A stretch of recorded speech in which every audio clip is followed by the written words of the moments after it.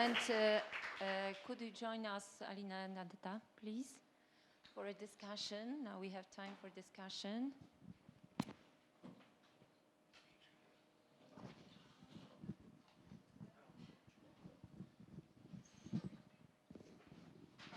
Thank you very much. I think it was really very fruitful and interesting part of the conference. And it was, in a way, groundbreaking, although it was not coherent in the sense that your texts are related very clearly to each other. But I'm thinking of those breaking through the geopolitical thinking and border-oriented thinking. And I would like to ask, first I would like to comment on Radek's last presentation, because I was also thinking about rhizomatic structure while writing my own texts. And I would like to start by asking, if I may, the question to you. How do you find it? And maybe to all of you, because then later the second part I will address also to both of you. Why do you think how it can be privileged in a sense that it is something rather different from a concept of networks and networking?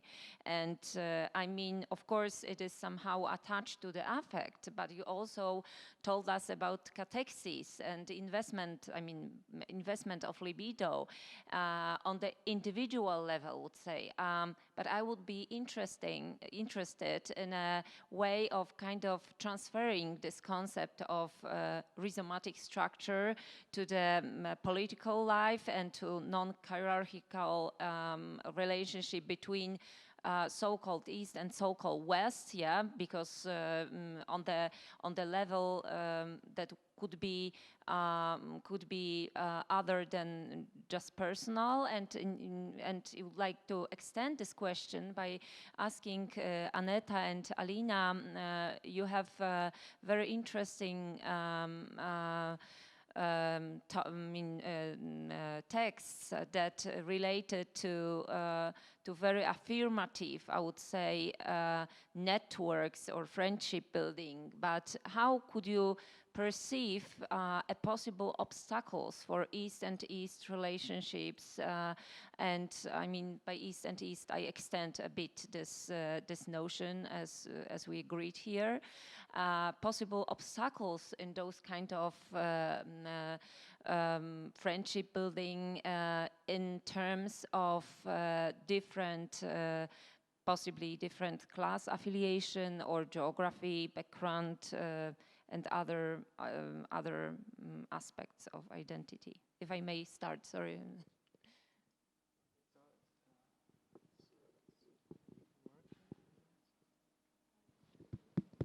Okay, thanks so much, Magdalena. So, yeah, it's a great question. How can we use the notion of the rhizome to illuminate this type of cultural transfers that we have in the region? So, of course, I'm kind of a bit prejudiced because I'm a Deleuzian scholar, of course, and Guattarian, and I really think that those are really important concepts. But there's lots of kind of facile presentation of those concepts. So, like, some people think that, okay, that the rhizome is about like connecting everything to everything. So it's almost like confluent with this capitalist connectivity. And an interpretation like this would be, okay, it's a kind of, you know, the Marek Konieczny connects to Klaus Groh, and East connects to West, and like all those type of connectivity, and then we would end up with utopia. But with the rhizome, it's a question that there are multiple entry points. So it's rather, there are like kind of ruptures, kind of interventions that are made in those flows, like for example, August Christmas, right? It's a kind of, you know, it's not about connecting anything to anything, but actually making an intervention. We are taking the Christmas out of its like normative role, and we are applying it to something else. So you are just like making a cut in a way, which acts as a kind of catalyst around, like, can be a really simple thing, like listening to music together, around which those, I would say, in Guattari's language, those transversal connections can be made. You know, it's almost like more about cutting across categories rather than invalidating them. It's not some kind of dialectical synthesis of the, you know, Marek and Klaus, East and West, you know, things like that. But it's rather finding those kind of opening points around which, you know, some desire can converge, you know, like a garden, like a pine tree or something like this.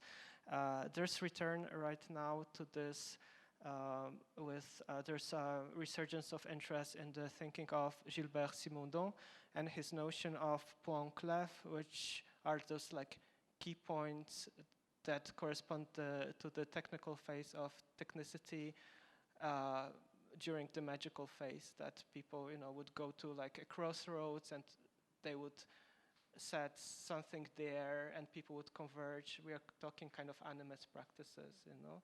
So perhaps, you know, rhizome can be something like this, you know. I don't know, I'm getting really esoteric there, but yeah, but I think, you know, it's a kind of, it's important to kind of deterritorialize thinking and experiment with that, you know. Thank you. It's on?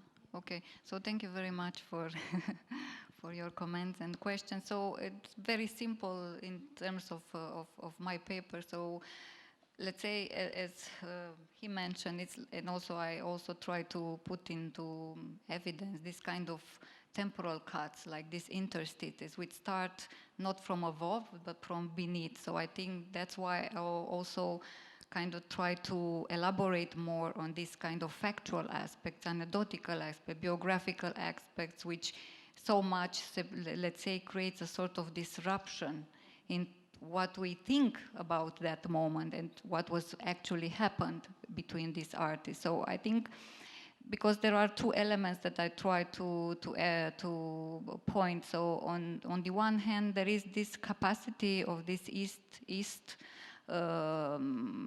connections to disrupt, and they have a kind of renewal in the way we can perceive the geography at that point, and what mattered for the artists in that moment, that it was not Paris, not London, not New York, but there were other cities like Warsaw or Budapest or Berlin in the case of London that really matter. So so in a way, biographical, anecdotal brings back to the four things which are sometimes missed because we don't know, because we don't have the opportunity to have a direct and a long-term relationship with the artist. And some things, as is in the case of Flondor as well, they are missed, so they are forgotten. So it's kind of always digging into the personal soil, but I think it's a kind of fruitful starting point, and also in the same time to bring the other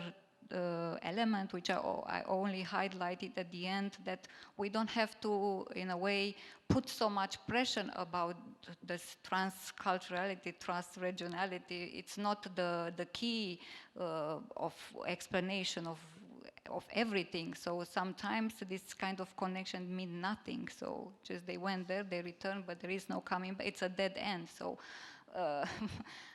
this we have to accept this. So in a way, I choose this kind of let's say affirmative, as you said, because it really meant something, and the relationship to East is in the case. It's a particular case which I think not many people knew about, and I think it make a relevance, a good connection in relation to the two papers, biographical, creating kind of isolated moments, these temporal interstices where everything was possible between them, and they had a meaning, and they have a kind of a continuation, but in also in terms of art making, but also on the personal level. So, which I think is really important, and we don't have to, let's say, miss this part. Thank you. Thank you very much. So, is it working? Yeah. Yes. Yeah, I can really connect with this biographical totally. And I mean, I found it quite difficult with my paper to have this, almost a comparison of two figures. And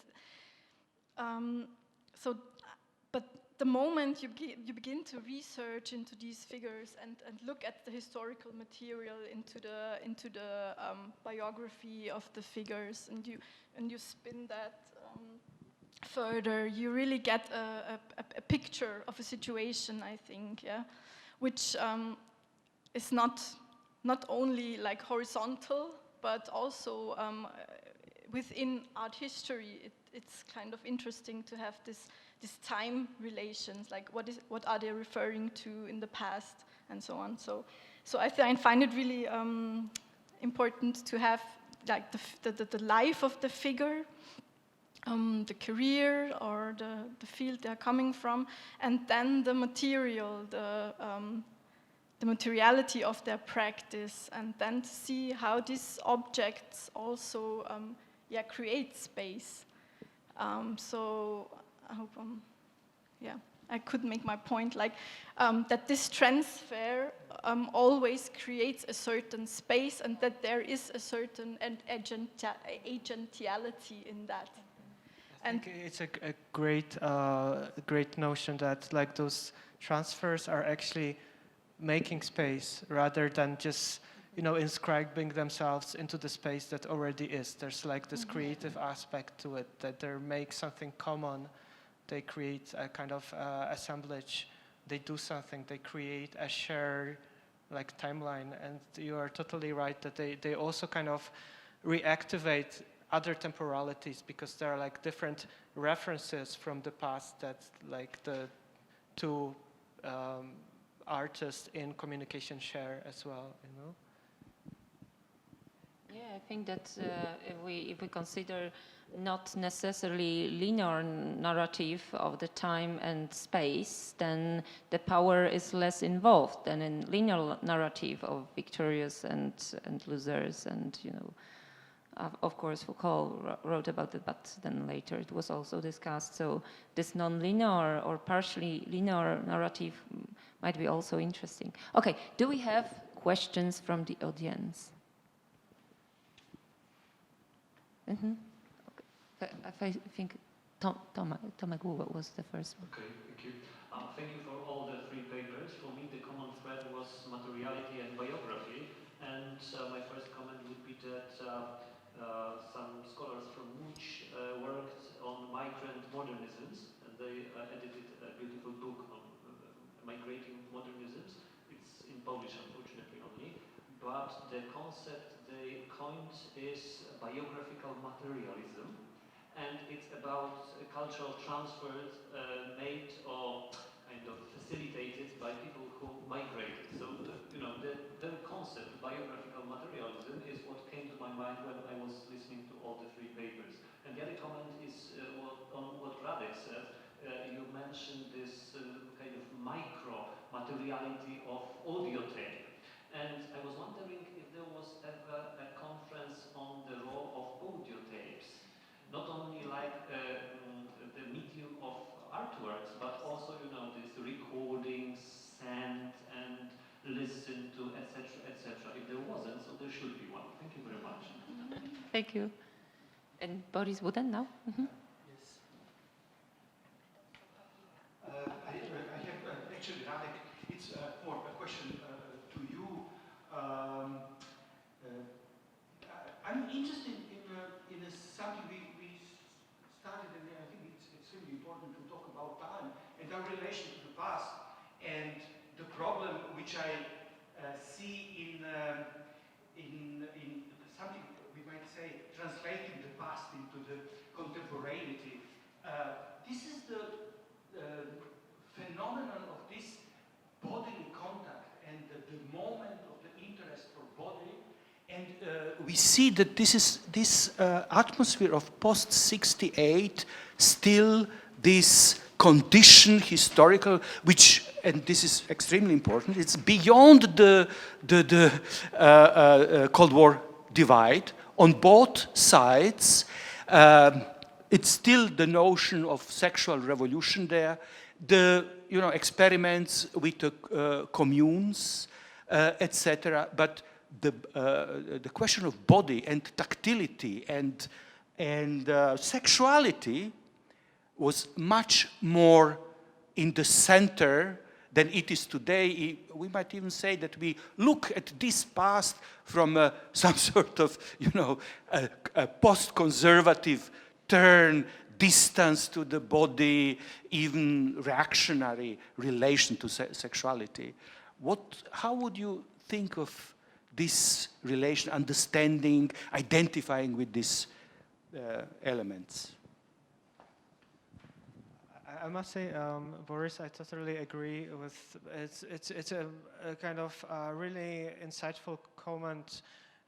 There's and also what Tomasz said. There's this kind of re-embrace of the materiality, and this materiality appears on a different levels. Could be materiality of audio, materiality of a tape as a medium, but also the way I see it, the body is like a body which is turned into a material. It's a kind of body as a sort of resonant surface, whereas 1960s is more about like interpersonal relations, intersubjective relations. For me, what I see in Konieczny, the body is more like on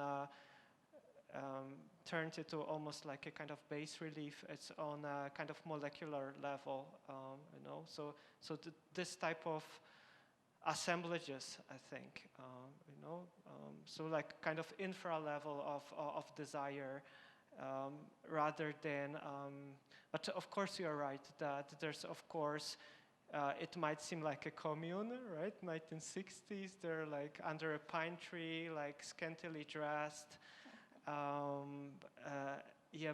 Konieczny's work from 1975, it just focuses on like different aspect of the contact between two surfaces. So as if bodies are reduced, they're like excised from their interpersonal level, and what is of interest there is this molecular level of desire. For me, it resonates with Guattari's notion of molecular evolution and the production of subjectivity, And this is also kind of post-anthropocentric because it makes no difference between material, whether it be human body or, the materiality of the tape, I don't know if that answers your question.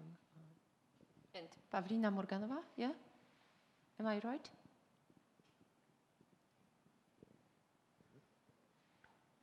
Sorry, I have just a very simple question to Radek.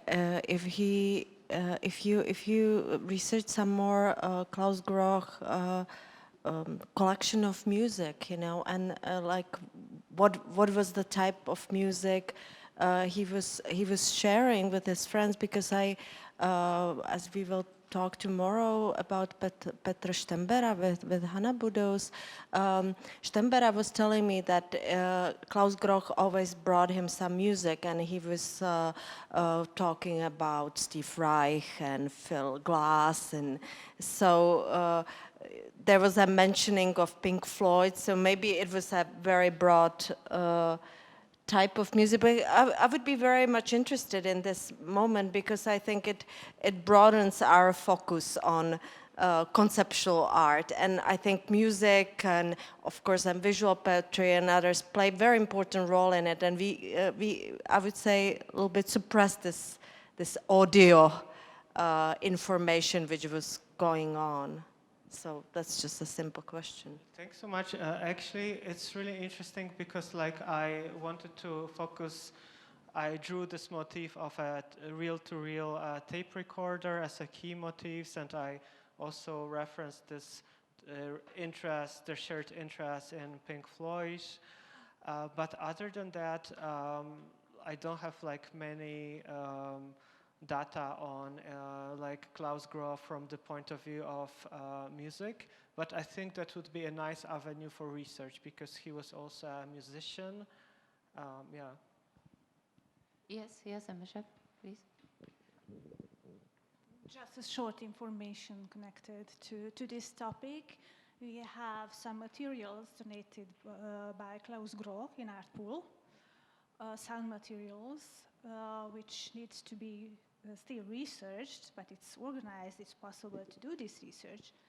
So you are all welcome to do this work.